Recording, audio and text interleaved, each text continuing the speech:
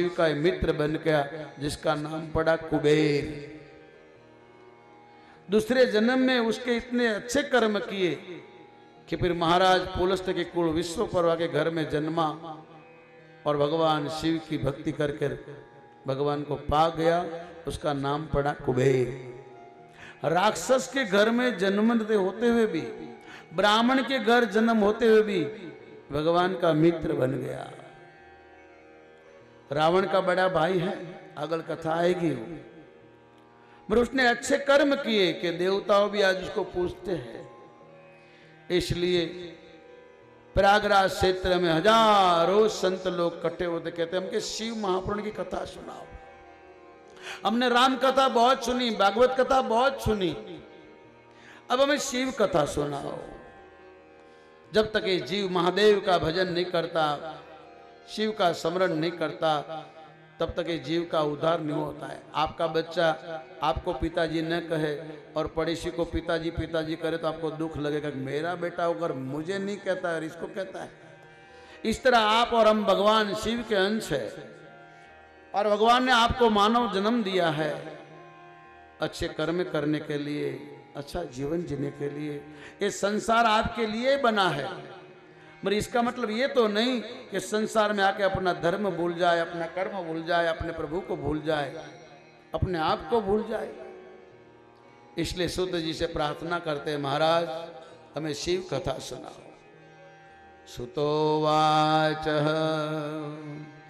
जगतम सृष्टिम लयम प्रलय कृता भगवान शिव आसक्ति व्रजोतिता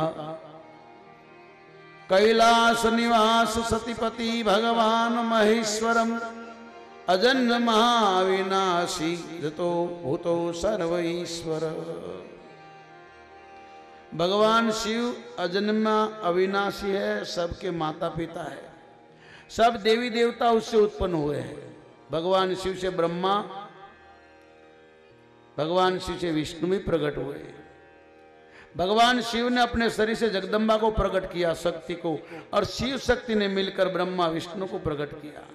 ब्रह्मा को कहा कि तुम जगत को उत्पन्न करो, विष्णु को कहा तुम पालन करो। मगर याद रखना, अभिमान नहीं करना, तुम कुछ नहीं करते हो, तुम निमित्त मात्र हो। जो भी कुछ होता है मेरी इच्छा से होता है, इसलिए तुम कर्म करो, फल की आशा मत करो। और जब तुम्हें कोई रास्ता न मिले तो मुझे याद करना। भगवान शिव कहते हैं हर एक जीव को कि आप कर्म करो, संसार में सुख भोगो, मगर कोई पाप के राह पे चढ़ जाओ तो अपनी आत्मा से पूछना, मैं सही चल रहा हूँ, मैं इस रास्ते ठीक चल रहा हूँ। अंदर से आवाज आएगी कि भगवान सबके अंदर बैठा है। हरि व्यापक सर्वत्र समाना प्रेमति प्रगट कोई नहीं जाना। हरि व्यापक सर्वत्र समाना प्रेमति प्रगट कोई नहीं जाना। ओ सुनिवर मुनिवर के यही रीति स्वार्थ लागी करे सब प्रीति। सुनिवर मुनिवर की यह रीति स्वार्थ लागी करे सब प्रीति। यहाँ कर्म प्रधान विश्व करि राखा, जो जस करई सो तस फल जाका। कर्म प्रधान विश्व करि राखा, जो जस करई सो तस फल जाका। भगवान कहते हैं कि तुम अच्छा करो बुरा करो तुम्हें देखना है। ये जीव कर्म कर्म में स्वतंत्र है, भगवान किसी को रोकता टोकता नहीं। अच्छे कर्म करोगे सुख मिलेगा, बुरे कर्म करोगे दुख भोगना पड़ेगा। इसीलिए भगवान सबको स्वतंत्र कहते। 3 आदमी खत्म हो गए, आपको और हमको सबको भगवान ने मानव का जन्म दिया है। अब जो भी करेंगे अच्छा बुरा हमको भोगना, इसमें भगवान भागीदार नहीं है। कहते हैं कि जापान का आदमी, एक अमेरिका का आदमी, एक भारत का आदमी, तीन इकट्ठे हो गए। भगवान ने देखा तीनों एकांत है, चलो बड़े लोग हैं, देश के कुछ काम आएंगे। तो भगवान ने पूछा तुम क्या चाहते हो, मांगो। तो उसने कहा महाराज ऐसा करो ये देश खत्म हो जाए। भगवान को अच्छा नहीं लगा कि मैंने तुमको सबका भला करने के लिए बोला, बोलता देश खत्म हो जाए। दूसरे को पूछा कि तुम क्या चाहते हो, बोले ये देश खत्म हो जाए। भगवान को ठीक निकला। भारत वाले को पूछा कि तुम क्या चाहते हो, तो बोला भगवान हमें कुछ नहीं, दोनों की इच्छा पूरी करो। तो ऐसा भगवान हमको और आपको बार बार मौका नहीं देते हैं। इस शिव महापुराण की कथा आज पहला दिन है। पहला दिन में भगवान व्यास ने सबको प्रणाम किया जो कथा में आते हैं, जिन लोगों ने कथा का आयोजन किया है, जो लोग कथा के लिए घर घर प्रचार किया है, जो लोग कथा के लिए अपना काम काज छोड़कर उनकी सेवा में लगे हैं तन मन धन से, उन सभी को भगवान व्यास प्रणाम करते हैं। बोलिए शिव महापुराण भगवान की जय। ये सब लोहिया से आए हैं, उनको ताली से स्वागत करते हैं हम लोग। देख लो आज पहला दिन है साहब, लोहिया से आए हैं। आप तो यहाँ रहते हो, यहाँ के शिव कथा के आयोजक भाई बहनों ने बहुत मेहनत किया है सब 3 महीने से। सोनू भैया, लाठी साहब और सब भाई लोगों ने काम काज छोड़कर घर घर के घूमे हैं और माताएं घूमी हैं, और जिनके घर में निमंत्रण दिया जहां गए, और जो आप नहीं आए तो शिव पुराण का साथ आपको लगेगा, उसका दूसरा नाम है पाप। तो इसलिए आज पहला दिन है, भगवान व्यास प्रणाम करते हैं कि जो इस शिव कथा सुनेगा, कहेगा, इस कथा में जो आएगा, इस कथा में जिसको जो बुलाएगा, जो इस कथा के निमित्त किसी घर जाके कहेगा तुम कथा सुनने आओ, उसको कहते हैं धरती की परिक्रमा करने का फल मिलता है। इसलिए शिव पुराण बहुत कम होते हैं साहब। हमारे देश में कथाकार तो बहुत है, पर देखो शिव कथाकार एक गिरी बापू, आज उसका वर्ल्ड में नाम है। और संत लोग करते होंगे, भागवत कथा, राम कथा करना सरल है, पर शिव कथा करना बड़ा कठिन है साहब। मैं तो आपके साथ बैठ के सुनूंगा, कहेगा तो कोई और, पर सबसे पहले भगवान व्यास कहते हैं मैं उनको प्रणाम करता हूं जिन लोगों ने कथा का आयोजन किया। मैं उन्हीं को प्रणाम करता हूं जो घर घर में जाके निमंत्रण देने गए। मैं उन्हीं को प्रणाम करता जो कथा में आकर बैठेंगे सुनेंगे। मैं उन्हीं को प्रणाम करता हूं जिन्होंने अपने काम का छोड़कर भगवान शिव महापुराण की कथा का प्रचार किया। तो इन आयोजक भाइयों बहनों माताओं को भी हम ताली से स्वागत करें एक बार, जो 3 महीने से लगातार तन मन धन से सहयोग दिया है। जिन लोगों ने धन राशि से मदद किया है उन सभी को हम प्रणाम करते हैं। राम कथा होती है तो हम लोग बोलते हैं कि आपके अंदर बैठे भगवान को प्रणाम करते हैं। आज शिव कथा है तो मैं बोलूंगा आप सभी को मैं प्रणाम करता हूं। जो आप शिव कथा में आए हो आप सभी को हमारा प्रणाम, क्योंकि शिव महापुराण की कथा बहुत पुण्य से मिलती है साहब। और जो उनको सुनता है, अरे आप तो मनुष्य हो साहब, अरे एक पापी आदमी किसी से सुन लिया कि शिव कथा सुनने से पाप नष्ट हो जाते, वो भी सुनने आ गया, जिसका नाम था बिंदु। अच्छे घराने का लड़का था, बिगड़े हुए बाप की औलाद थी, कोई कहने वाला था नहीं। बाप ने जबरदस्ती शादी भी कर ली, फिर भी उसने जीवन बदला नहीं और अपने जीवन को बिगाड़ दिया। बाप की संपत्ति का नाश कर दिया, अपने संस्कार को मिटा दिया।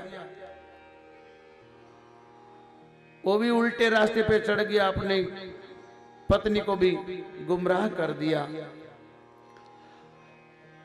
और जो भी धन था उसने इतना दुरुपयोग कर दिया, इतना पाप में लगा दिया कि आखिर में वो बेमौत मरा। उतनी पत्नी ने भी ऐसे काम किए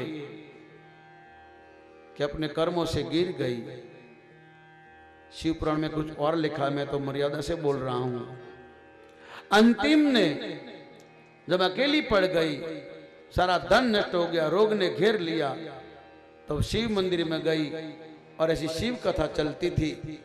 और कथाकार ने कहा कि जो पत्नी अपने पति से धोखा करती है उनकी ये दशा होती है, ऐसे नरक में जाना पड़ता है। जो पति अपनी पत्नी से दगा करता है उसको ये नरक में जाना पड़ता है। जो पुत्र अपने माँ बाप को परेशान करता, माँ बाप के कहना नहीं मानता, माँ बाप की सेवा नहीं करता, उसको नरक में जाना पड़ता है। अनेक नरकों की कथा बताई।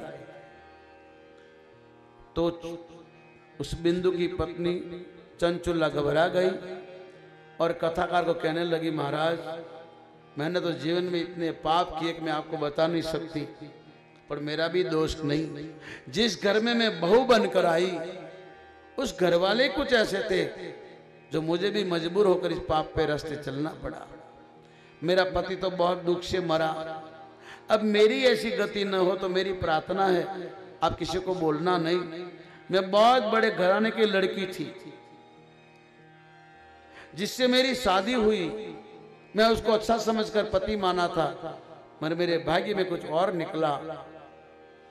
वो तो चला गया और मैं कहीं की नहीं रही। मैंने इतने पाप किया जो आपने कथा में बताया, तो मेरा क्या होगा? तो मेरी प्रार्थना, अब मेरे पास थोड़ा धन बचा है, मैं आपको देती हूं।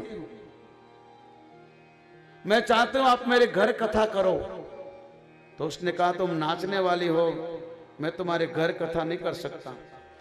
तो उसने कहा कि मैं धन आपको देती हूं, मेरा नाम नहीं लेना, मगर गांव को बोलना, सारे गांव वालों को इकट्ठा करके बोलो कि मैं धन खर्च रहा हूं, लंगर भी मैं चलाऊंगा, आप कथा में आओ,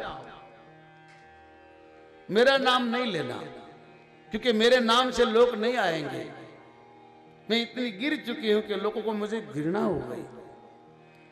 उस ब्राह्मण देवता ने कहा ठीक है, और ऐसे तरह पंडाल बनवाया और शिव कथा आरंभ किया।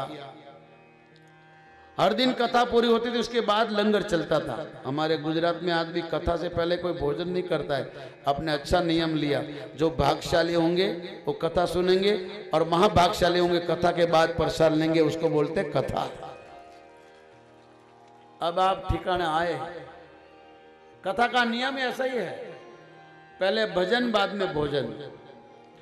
हमारे गुजरात में पहले कथा होती है, उसके बाद भोजन होता है। कहीं भी चले जाए आप गुजरात में, और नियम भी ऐसा है कि कथा के बाद ही लंगर चलता है। तो मेरे कहने का भाव, आज पहला दिन है, पहले दिन कथा में जो आते हैं उनको समझाते हैं कि कथा का मीनिंग क्या है, कथा सुनने से फल क्या है, इस कथा किसने सुनी, उसको क्या मिला। तो पहले दिन की कथा में बताया, दो महात्मा मैंने अपने थोड़े में बोला, क्योंकि पहला दिन है। तो गुणनिधि ने, यज्ञदत्त का लड़का था, उसने अपने जीवन को बिगाड़ दिया, फिर भी इस कथा को सुना तो भगवान का मित्र बन गया, जिसका नाम पड़ा कुबेर। दूसरा ये बिंदु, लोगों ने बहुत समझाया हमारे गांव में कथा है तुम आओ, और कभी नहीं आया, बेमौत मर गया, वो प्रेत बना।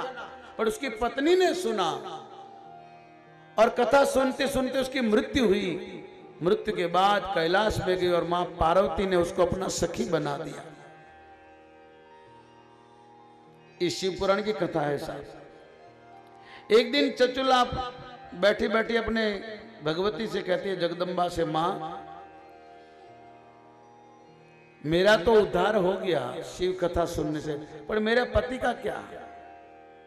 आप बता सकती मेरी पति कहां होगा? तो मां पार्वती ने कहा वो भयंकर प्रेत बना है और विंध्याचल में रहता है। तो चंचुला ने कहा कि मेरे पति का भी उद्धार हो, ऐसा कोई उपाय? तो मां पार्वती ने कहा शिव कथा सुने तो उसका उद्धार हो सकता है।